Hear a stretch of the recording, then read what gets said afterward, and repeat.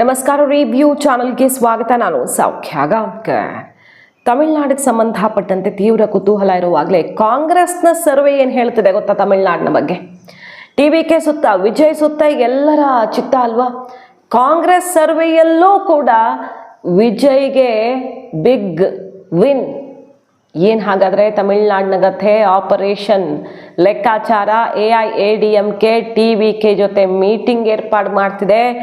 ಎಲ್ಲ ಸುದ್ದಿಗಳನ್ನ ನಿಮ್ಮ ಮುಂದೆ ಇಡ್ತಾ ಹೋಗ್ತೀವಿ. ವೆಸ್ಟ್ ಬೆಂಗಾಲಲ್ಲಿ ಎಲೆಕ್ಷನ್ ಕಮಿಷನ್ ಮಮತಾ ಬ್ಯಾನರ್ಜಿಗೆ ಮತ್ತೆ ಶಾಕ್ ಕೊಟ್ಟಿರೋದು ನೋಡ್ತಾ ಹೋಗೋಣ ಒನ್ ಬೈ ಒನ್. ಮಿಸ್ ಮಾಡಿದ್ರೆ ನಮ್ಮ ಚಾನಲ್ನ ಸಬ್ಸ್ಕ್ರೈಬ್ ಮಾಡಿ, ನಿಮ್ಮ ಅಭಿಪ್ರಾಯ ಕಮೆಂಟ್ ಮಾಡಿ ತಿಳಿಸಿ. ಎಸ್ ವೀಕ್ಷಕರೇ, ಎರಡು ರಾಜ್ಯಗಳ ಬಗ್ಗೆ ತೀವ್ರ ಕುತೂಹಲ ಇದೆ. ಕೇರಳದ ಸ್ವಲ್ಪ ಕುತೂಹಲ ಆದರೂ ಕಾಂಗ್ರೆಸ್ಗಲ್ಲಿ ಎಡ್ಜ್ ಕಾಣಿಸ್ತಾ ಇದೆ. ಅಸ್ಸಾಮಲ್ಲಿ, ಪುದುಚೇರಿಯಲ್ಲಿ ಬಿಜೆಪಿ ಆರಾಮಾಗಿ ವಿನ್ ಆಗುತ್ತೆ ಅಂತಾನೆ ಸಿಗ್ತಾ ಇರೋದು. ವೆಸ್ಟ್ ಬೆಂಗಾಲು, ತಮಿಳ್ನಾಡು. ವೆಸ್ಟ್ ಬೆಂಗಾಲ್ದು ಆಲ್ಮೋಸ್ಟ್ ಕ್ಲಿಯರ್ ಅಂತ ಹೇಳಲಾಗ್ತಿದೆ, ಆದರೂ ಕೂಡ ಕುತೂಹಲ ಹಾಗೆ ಬಾಕಿ ಇದೆ. ತಮಿಳ್ನಾಡು ನೋಡಿ, 2-3 ಸಮೀಕ್ಷೆಗಳು ಈಗ ಅಚ್ಚರಿ ನಂಬರ್ಸ್ ಕೊಟ್ಟ ಮೇಲೆ ಅಷ್ಟು ಸಲೀಸಾಗಿ DMKನೇ ಗೆದ್ದು ಬಿಡುತ್ತೆ, ಅದು ಫೈನಲ್ ಅಂತ ಅಂದ್ಕೊಳ್ಳೋ ಪರಿಸ್ಥಿತಿನೇ ಇಲ್ಲ. ಆಕ್ಸಿಸ್ ಮೈ ಇಂಡಿಯಾ ಒಂದು ಪ್ರತಿಷ್ಠಿತ ಸಮೀಕ್ಷೆ, ಅವರು TVKಗೆ 120 ಸೀಟ್ಸ್ ತನಕ ಕೊಡ್ತಿದ್ದಾರೆ, 90-120. ವಿಜಯ್ ವಿನ್ ಆಗ್ತಾರೆ ಅಂತ ಕೊಡ್ತಿದ್ದಾರೆ. ಟುಡೇಸ್ ಚಾಣಕ್ಯ ನಿನ್ನೆ ಒಂದು ದಿನ ಟೈಮ್ ತಗೊಂಡು ಲೇಟಾಗಿ ಕೊಟ್ಟರು, ಅಳೆದು ತೂಗಿ ಕೊಟ್ಟರು, 60+ ಸೀಟ್ಸ್ ಕೊಟ್ಟರು, ಕಿಂಗ್ ಮೇಕರ್ ಆಗ್ತಾರೆ ಅಂತ ಕೊಟ್ಟರು.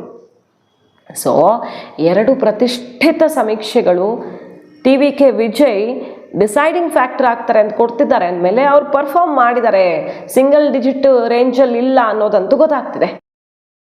ಇದರ ನಡುವೆ ನೋಡಿ, ಕಾಂಗ್ರೆಸ್ನ ಸರ್ವೆ ಕೂಡ TVKಗೆ ದೊಡ್ಡ ನಂಬರ್ ಬರುತ್ತೆ ಅಂತ ಹೇಳ್ತಿದೆಯಂತೆ. ಕಾಂಗ್ರೆಸ್ ರಾಹುಲ್ ಗಾಂಧಿ ಅವರೇ ಮೀಟಿಂಗಲ್ಲಿ ತಪ್ಪು ಮಾಡಿಬಿಟ್ವಿ, TVK ಜೊತೆ ಹೋಗಬೇಕಿತ್ತು, ಬಹಳ ದೊಡ್ಡ ಎಡವಟ್ಟಾಯಿತು ಅಂತ ಹೇಳ್ಕೊಂಡಿರೋದು ರಿಪೋರ್ಟ್ ಆಗ್ತಿದೆ ನ್ಯಾಷನಲ್ ಲೆವೆಲ್. ಹಾಗಾಗಿ ಈಗ ಅವರ ಸುತ್ತಾನೆ ಚಟುವಟಿಕೆಗಳು ಗರಿಗೆದರುತ್ತಿರೋದು. AIADMK ಅಂದರೆ nothing but NDA, Tamil Nadu local ಆಗಿ ಲೀಡರ್ಸ್ ಮೂಲಕ ನಡೀತಾ ಇರುತ್ತೆ. ಈ ಕಡೆ ಪವನ್ ಕಲ್ಯಾಣ್ ಮೂಲಕವೂ ವಿಜಯ್ ಸಂಪರ್ಕಕ್ಕೆ BJP ತಯಾರಿ ಮಾಡ್ಕೊಂಡಿರುತ್ತೆ. ಮೀಟಿಂಗ್ಗಳು ಶುರುವಾಗಿವೆ ಈಗ. AIADMK ಮೈತ್ರಿ ಸರ್ಕಾರ ರಚನೆಗೆ, ಕಿಚಡಿ ಸರ್ಕಾರ ರಚನೆಗೆ ವಿಜಯ್ ಜೊತೆಗೆ ಮೀಟಿಂಗ್ ಪ್ರಯತ್ನ ಮಾಡ್ತಿದೆ. ಅಂದರೆ TVK ಪ್ರಮುಖ ನಾಯಕರ ಜೊತೆಗೆ AIADMKನೇ ಅಪ್ರೋಚ್ ಮಾಡಿದೆ ಅನ್ನುವಂಥ ಸುದ್ದಿ ಬರ್ತಾ ಇದೆ. 3 ಸಿನಾರಿಯೋ. ನಂಬರ್ 1, ಈ ಹಿಂದೆಲ್ಲ ಆಗಿದೆ ತಮಿಳ್ನಾಡಿನಲ್ಲಿ, ಬರ್ತಾ ಇದ್ದಂಗೆ ಎಂಟ್ರಿ ಕೊಟ್ಟ ಮರು ವರ್ಷವೇ ಗೆಲುವು. NTRದೊಂದು ಇತಿಹಾಸ ಆದರೆ MGRದೊಂದು ಇತಿಹಾಸ. ಸುದೀರ್ಘಾವಧಿಗೆ ರಾಜಕಾರಣ ಮಾಡಿ ಅಧಿಕಾರಕ್ಕೆ ಬಂದವರು ಇದ್ದಾರೆ, ಹಾಗೆ ಬಂದ ತಕ್ಷಣ ನೆಕ್ಸ್ಟ್ ಇಯರೇ ಗೆದ್ದವರು ಇದ್ದಾರೆ. ವಿಜಯದಂಥದ್ದೇ ಮತ್ತೊಂದು ಇತಿಹಾಸ ಸೃಷ್ಟಿ ಆದರೂ ಆಶ್ಚರ್ಯ ಇಲ್ಲ. ಇದು ಒಂದು ಸಿನಾರಿಯೋ. ಬರ್ತಿದ್ದಂಗೆ ಎಂಟ್ರಿಯಲ್ಲೇ ಗೆಲುವು. ಎರಡನೇದೇನು, DMK ಗೆಲ್ಲಬಹುದು, TVK ಆಪೋಸಿಷನಲ್ಲಿ ಕೂರುವಷ್ಟು ಸೀಟ್ಸನ್ನು ತಗೊಳ್ಬಹುದು, AIADMK ಹಿಂದಿಕ್ಕಿ. 3ನೇ ಸಿನಾರಿಯೋ, ಹಂಗ್ ಅಸೆಂಬ್ಲಿ, ಯಾರಿಗೂ ಬಹುಮತ ಬರದೆ TVK ಜೊತೆ ಮೈತ್ರಿ ಮಾಡಿಕೊಂಡೇ ಸರ್ಕಾರ ಮಾಡುವಂಥ ಅನಿವಾರ್ಯತೆ. ಇಲ್ಲೇ ಬರೋದು ಈಗ BJPಗೆ ಲಾಭ. ಆ ರೀತಿ ಆಗಿಬಿಟ್ರೆ NDA ಸರ್ಕಾರ ಫಾರ್ಮ್ ಮಾಡೋದಕ್ಕೆ ಸುಲಭ ಆಗುತ್ತೆ, ಯಾಕಂದರೆ ಆಪ್ಷನ್ನೇ ಇಲ್ಲ ಅಲ್ಲಿ ಬೇರೆ. TVK DMK ಒಂದಾಗ್ತಾರ. ಸೊ TVK NDA ಜೊತೆನೇ ಹೋಗಬೇಕಾಗತ್ತೆ. ಭರ್ಜರಿ ಅನುದಾನ ಕೊಟ್ಟು ಚಂದ್ರಬಾಬು ನಾಯ್ಡು ಬಿಹಾರ ಹೇಗೆ ಬ್ಯಾಲೆನ್ಸ್ ಮಾಡಿದೆಯೋ ಕೇಂದ್ರ ಸರ್ಕಾರ, ಅದೇ ರೀತಿಯಲ್ಲಿ ತಮಿಳ್ನಾಡನ್ನು, ಫಾರ್ ಎಕ್ಸಾಂಪಲ್ ಒಮರ್ ಅಬ್ದುಲ್ಲಾ ಯಾವ ರೀತಿ ಬೈತಾ ಇದ್ರು ಮೋದಿ ಕೇಂದ್ರ ಸರ್ಕಾರ ಅಂದರೆ, ಈಗ ಕೇಂದ್ರ ಸರ್ಕಾರದ ಅನುದಾನ ಮತ್ತು ಕೆಲಸಕ್ಕೆ ಒಮರ್ ಅಬ್ದುಲ್ಲಾ ಕಳೆದು ಹೋಗ್ಬಿಟ್ಟಿದ್ದಾರೆ. ಆರ್ಟಿಕಲ್ 370 ಬೈತಿದ್ದವರು ಅವರೇ ಈಗ ಅಭಿವೃದ್ಧಿಯನ್ನು ಹಾಡು ಹೊಗಳುತ್ತಿದ್ದಾರೆ. ಹಾಗಾಗಿ ಎಲ್ರಿಗೂ ಅವರವರ ಫ್ಯೂಚರು, ಅವರವರ ಎಕ್ಸಿಸ್ಟೆನ್ಸು ಸಿದ್ಧಾಂತಕ್ಕಿಂತ ಇಂಪಾರ್ಟೆಂಟ್ ಆಗಿಬಿಡುತ್ತೆ ಅಧಿಕಾರ ಅಂತ ಬಂದಾಗ. ಸೊ ಸುಲಭವಾಗಿ NDA ಜೊತೆ ಹೋಗ್ತಾರೆ.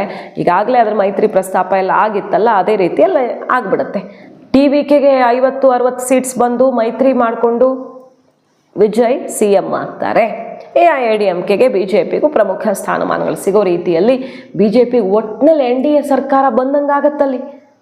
ಅದು ಬೇಕಾಗಿರೋದು. ಈಗ AIADMK ಒಂದನ್ನೇ ನೆಚ್ಚಿಕೊಂಡು ಸರ್ಕಾರ ತರೋ ಪರಿಸ್ಥಿತಿ ಕೂಡ ಇಲ್ಲ. ಹಾಗಾಗಿ ಅಂತಹ ಸಾಧ್ಯತೆ ಒಂದು JVC ಪೋಲೇನೋ ಕೊಡ್ತಿದೆ, AIADMK ಬರುತ್ತೆ, NDA ಬರುತ್ತೆ ಅಂತ. ಬಟ್ ಸಾಧ್ಯತೆ ಕಡಿಮೆ ಅದು. ವಿಜಯ್ಗಂತೂ ಈಗ ಸಿಕ್ಕಾಪಟ್ಟೆ ಡಿಮ್ಯಾಂಡ್ಗಳು. ಬಿಸ್ನೆಸ್ ಮ್ಯಾನ್ಗಳೆಲ್ಲ ಕಾಂಟ್ಯಾಕ್ಟ್ ಮಾಡ್ತಿದ್ದಾರೆ.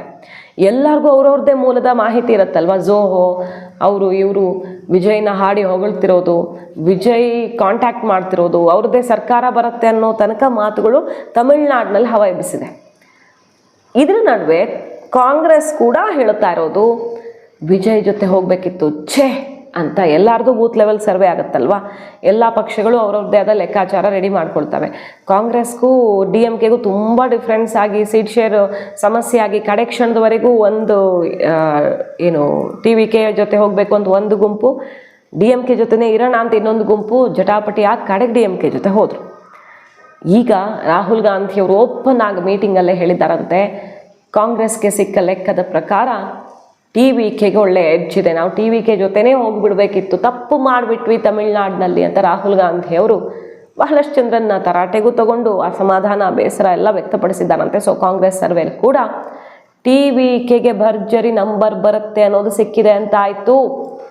ಇದು ತಮಿಳ್ನಾಡಿನ ಲೆಕ್ಕಾಚಾರ. ತಮಿಳ್ನಾಡಿನಲ್ಲಿ ಯಾರು ಅಂದುಕೊಳ್ಳದಂಥ ನಂಬರ್ಸ್ ಬರಬಹುದು. ಪ್ರದೀಪ್ ಗುಪ್ತಾ ಆಕ್ಸೆಸ್ ಮೈ ಇಂಡಿಯಾ ಮಾತ್ರ ಕೊಟ್ಟು ಬೇರೆಯವರೆಲ್ಲ ಸಿಂಗಲ್ ಡಿಜಿಟ್ ಕೊಟ್ಟಿದ್ರೆ ಸಾಧ್ಯ ಇಲ್ಲ, ಇದು ತಮಾಷೆನ ಅನ್ನೋ ಥರ ಆಗಿತ್ತು. ಪ್ರದೀಪ್ ಗುಪ್ತಾ ಮತ್ತೆ ಲೈವ್ ಕೂತ್ಕೊಂಡು ಅಳ್ತಾರೆ ಅಂತೆಲ್ಲ ಆಡ್ಕೊಳ್ತಿದ್ದಾರೆ ಆಲ್ರೆಡಿ. ಯಾವ ಸಮೀಕ್ಷೆ ಇದು 120, 80, 90 ಎಲ್ಲ ಸಾಧ್ಯನಾ TVKಗೆ ಅಂತ. ಬಟ್ ಈಗ ಟುಡೇಸ್ ಚಾಣಕ್ಯ ಕೂಡ 60+ ಕೊಟ್ಟುಬಿಟ್ಟಿದೆ. 2-3 ಸಮೀಕ್ಷೆಗಳು ಹೇಳ್ತಿದ್ದಾವಲ್ಲ, ಹಾಗಾಗಿ ಈಗ ಮತ್ತೆ ಚುರುಕು ಪಡ್ಕೊಂಡಿದೆ ಕಾರ್ಯಾಚರಣೆ. BJP AIADMK TVK ಒಂದಾಗುವ ದಟ್ಟ ಸಾಧ್ಯತೆ ತಳ್ಳಿ ಹಾಕೋ ಹಾಗಿಲ್ಲ. ವೆಸ್ಟ್ ಬೆಂಗಾಲ್ಗೆ ಹೋದರೆ ಜೋರಾಗಿದೆ. ಕೌಂಟಿಂಗ್ಗೂ ಮುನ್ನ ಇನ್ನೇನು 2 ದಿನ ಬಾಕಿ ಇದೆ. ಇದಕ್ಕೂ ಮುನ್ನ ಜೋರು ಹೈ ಡ್ರಾಮಾ ಆಲ್ರೆಡಿ ರಿಪೋರ್ಟ್ ಮಾಡಿದ್ದೀವಿ. ಈ EVM ಇಟ್ಟಿರುವಂಥ ರೂಮ್ಗೆ ನುಗ್ಗಿದ್ದಾರೆ TMC ಅವರು, ನನ್ನನ್ನು ಬಿಡ್ತಿಲ್ಲ ಒಳಗಡೆ ಅಂತ ಮಮತಾ ಬ್ಯಾನರ್ಜಿ ಅವರು ಬಾಯ್ ಬಡ್ಕೊಳ್ತಿದ್ದಾರೆ. ಅಲ್ಲೆಲ್ಲ ಟ್ಯಾಂಪರಿಂಗ್ EVM ಬೇಕಾದಂಗೆ ತಮಗೆ ಬದಲಿಸ್ಕೊಳ್ಳೋದಕ್ಕೆ ಜನ ನುಗ್ಗಿದ್ದಾರೆ. BJP ಅವರು ಏನೇನೋ ಮಾಡ್ತಿದ್ದಾರೆ ಅಂತ ಹೈಕೋರ್ಟ್ಗೆ ಹೋಗಿ ಸೆಂಟ್ರಲ್ ಫೋರ್ಸ್ಗಳನ್ನು ಬಳಸ್ಕೊಳ್ಬಾರ್ದು ಕೌಂಟಿಂಗ್ಗೆ ಅಂತೇಳಿ ಅಲ್ಲಿ ಸೆಟ್ ಬ್ಯಾಕ್ ಆಯಿತು. ಹೈಕೋರ್ಟ್ ಇಲ್ಲ, ಸೆಂಟ್ರಲ್ ಫೋರ್ಸ್ಗಳ ರಕ್ಷಣೆಯಲ್ಲೇ ನಡಿಬೇಕು ಅಂತ ಆರ್ಡರ್ ಮಾಡ್ತು. ಇದೆಲ್ಲ ಮಮತಾ ಬ್ಯಾನರ್ಜಿಯವರಿಗೆ ನುಂಗೋಕ್ಕಾಗ್ತಿಲ್ಲ ಅಂಥ ಪರಿಸ್ಥಿತಿಯನ್ನು ತಂದಿಟ್ಟಿದೆ. ಒಟ್ಟಿನಲ್ಲಿ ವೆಸ್ಟ್ ಬೆಂಗಾಲಲ್ಲಿ ಮಮತಾ ಬ್ಯಾನರ್ಜಿ ತೊಳಲಾಟ, ಒದ್ದಾಟ, ಕೂಗಾಟ ಯಾವುದು ನೋಡೋದಕ್ಕಾಗ್ತಿಲ್ಲ, ಹಂಗೆ ಗಲಾಟೆ ಎಬ್ಬಿಸ್ತಿದ್ದಾರೆ. ಅಟ್ಯಾಕ್ಗಳಾಗ್ತಿದ್ದಾವೆ, ಹೊಡೆದಾಟ, ಗಲಾಟೆ ಮುಂದುವರಿತಿದೆ. ಸೆಂಟ್ರಲ್ ಫೋರ್ಸ್ ಈಗಲೂ ಕೂಡ ಅಲ್ಲಿ ಅದನ್ನೆಲ್ಲ ಗಲಾಟೆ ದೌರ್ಜನ್ಯಗಳನ್ನು ಹತ್ತಿಕ್ಕಿ ಶಾಂತಿ ಕಾಪಾಡುವ ಪ್ರಯತ್ನ ಮಾಡ್ತಿದ್ದಾರೆ. ಅಂಥ ಪರಿಸ್ಥಿತಿ ಈ ಕ್ಷಣಕ್ಕೂ ಇದೆ. ಎಲೆಕ್ಷನ್ ಕಮಿಷನ್ ಬಿಗ್ ಸ್ಟೆಪ್ ತಗೊಂಡಿದೆ. ಕೌಂಟಿಂಗ್ ಸ್ಟೇಷನ್ಸ್ ನಂಬರ್ನ ಕಡಿಮೆ ಮಾಡಿದೆ. 108 ಇದ್ದಿದ್ದು 87 ಇಳಿಸಿ, 87 ಇದ್ದಿದ್ದು 77 ಇಳಿಸಿದ್ದಾರೆ ಫೈನಲ್ಲು.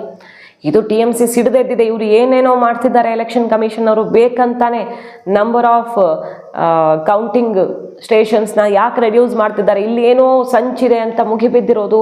ಎಲೆಕ್ಷನ್ ಕಮಿಷನ್ನು, ಕೋರ್ಟಿಂದ ಶಾಕು, ಸೆಂಟ್ರಲ್ ಫೋರ್ಸಿಂದ ಶಾಕು. ಮಮತಾ ಬ್ಯಾನರ್ಜಿಗೀಗ ಎಲ್ಲ ಕಡೆಯಿಂದ ದಿಗಿಲು ಬಡ್ದಂತಾಗಿದೆ ಪರಿಸ್ಥಿತಿ.